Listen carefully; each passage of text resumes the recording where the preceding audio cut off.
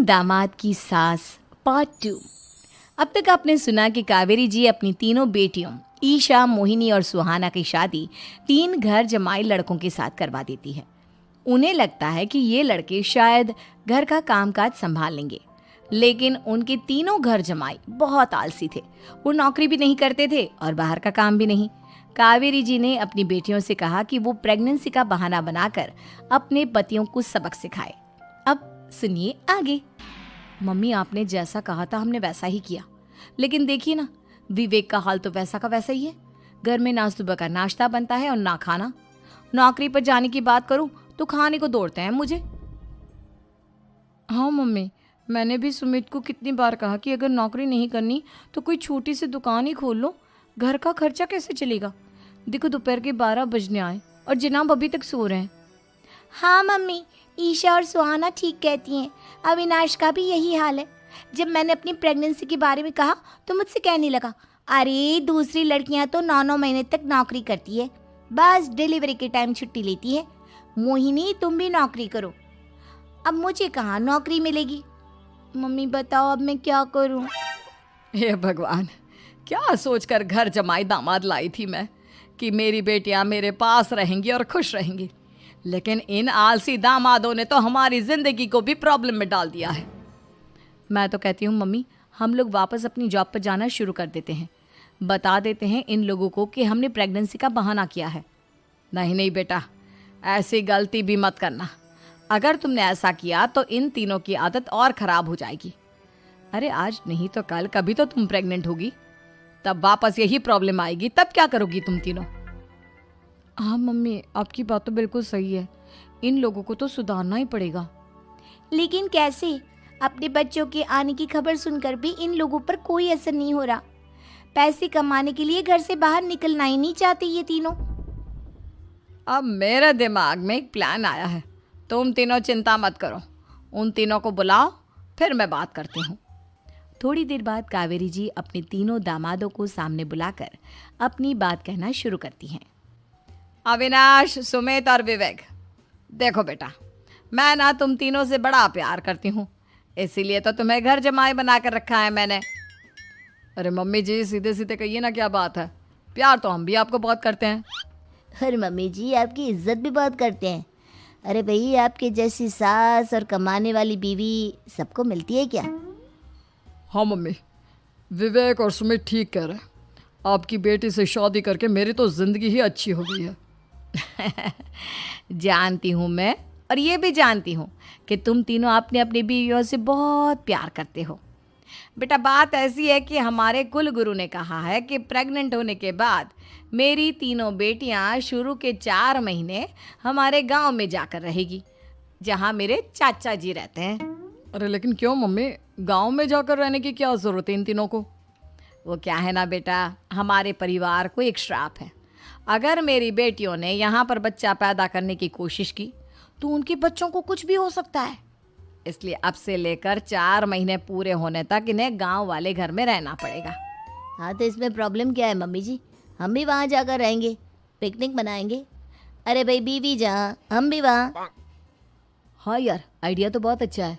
शहर की ज़िंदगी में रह रहकर परेशान हो चुके हैं, अब कुछ दिन गांव में बिताएंगे। तुम लोग समझने की कोशिश क्यों नहीं करते? तुम में से कोई भी वहाँ नहीं जा सकता, और मैं यहाँ रहूँगी ना तुम तीनों के साथ।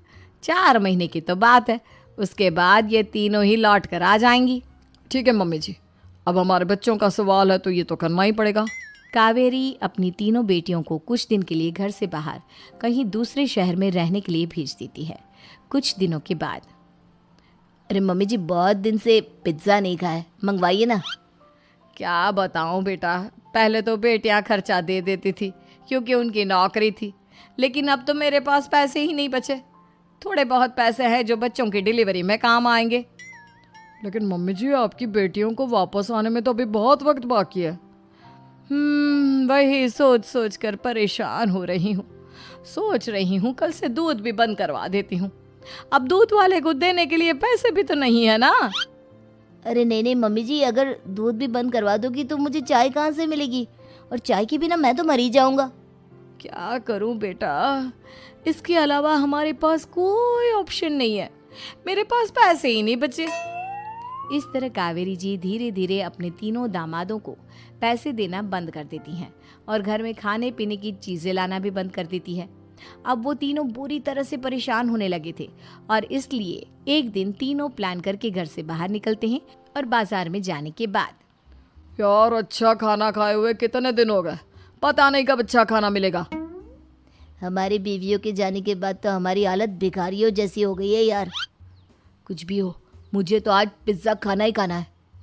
जेब में 1 रुपया नहीं और पिज्जा खाएगा, कहाँ से आएंगे पैसे? अरे देख वहाँ सामने बोर्ड पर क्या लिखा हुआ है, कंप्यूटर पर काम करने के लिए एक आदमी की आवश्यकता है। भाई मैं तो जा रहा हूँ, काम करूँगा और शाम तक पैसे लाकर आराम से पिज्ज़ा खाऊंगा। जा जा, तुझे कोई काम नहीं देने वाला, हम तो घर जा रहे हैं। चल भाई सुमित। सुमित और अविनाश वहाँ से चले जाते हैं और विवेक उस कंप्यूटर शॉप पर सारा दिन काम करके 5,000 रुपये कमा कर घर लौट कर आता है और अपने खाने के लिए अच्छी अच्छी चीज़ें भी लेकर आता है। ये देखकर विवेक और सुमित के दिल में भी कुछ पैसे कमाने की इच्छा जागती है। अरे सुबह सुबह कहाँ चल दी है तुम? मम्मी जी एक बहुत अच्छी जगह मिली है, कंप्यूटर पर काम करने के 5,000 मिले थे कल मुझे। अगर रोज़ काम करूँगा तो पूरे 40,000 की तनख्वाह। अरे वाह, ये तो बहुत अच्छी बात है दामाद जी, आपको जाना ही चाहिए। सुमित और अविनाश विवेक को इस तरह तरक्की करते देखकर परेशान हो जाते हैं और वो दोनों भी काम की तलाश में निकल पड़ते हैं। धीरे धीरे उन दोनों को भी काम मिल जाता है। अब कावेरी के तीनों दामाद छोटी मोटी नौकरी करके अच्छा पैसा कमाने लगे थे। एक दिन कावेरी उन्हें अपने पास बुलाती है।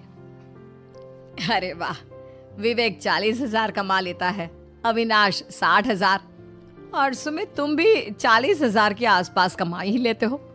कुल मिलाकर तुम अच्छे खासे पैसे कमा रहे हो बेटा। हाँ मम्मी जी, बहुत मज़ा आता है जब महीने के एंड में मोटी रकम हाथ में आती है। पूछिए मत मम्मी जी, घर में रहकर रोटी बना बना कर औरतों जैसा महसूस होने लगा था मुझे तो। हाँ बेटा, तुम तीनों की बात तो बिल्कुल ठीक है और जानते हो अब तुम तीनों की पत्नियां भी वापस लौट कर आने वाली है। लेकिन मम्मी जी अभी तो उन्हें गए सिर्फ 2 महीने हुए हैं, आपने तो कहा था वो 4 महीने के बाद लौट कर आएंगी। ऐसा कुछ नहीं है बेटा, मैं सिर्फ तुम तीनों को सबक सिखाना चाहती थी कि आदमी घर में बैठकर बीवी की कमाई खाता हुआ अच्छा नहीं लगता। इस दुनिया में हर इंसान को मेहनत करनी चाहिए, काम करना चाहिए, चाहे वो औरत हो या आदमी, ताकि अपने परिवार को संभाल सके। कावेरी की बात सुनकर उन तीनों को अपनी गलती का एहसास होता है और कावेरी उन्हें सच बता देती है कि ईशा, सुहाना और मोहिनी शहर में ही कहीं दूसरी जगह रह रहे थे। शाम के वक्त उन तीनों की पत्नियां लौट कर आ जाती है और कावेरी जी का परिवार एक खुशहाल परिवार की तरह रहने लगता है।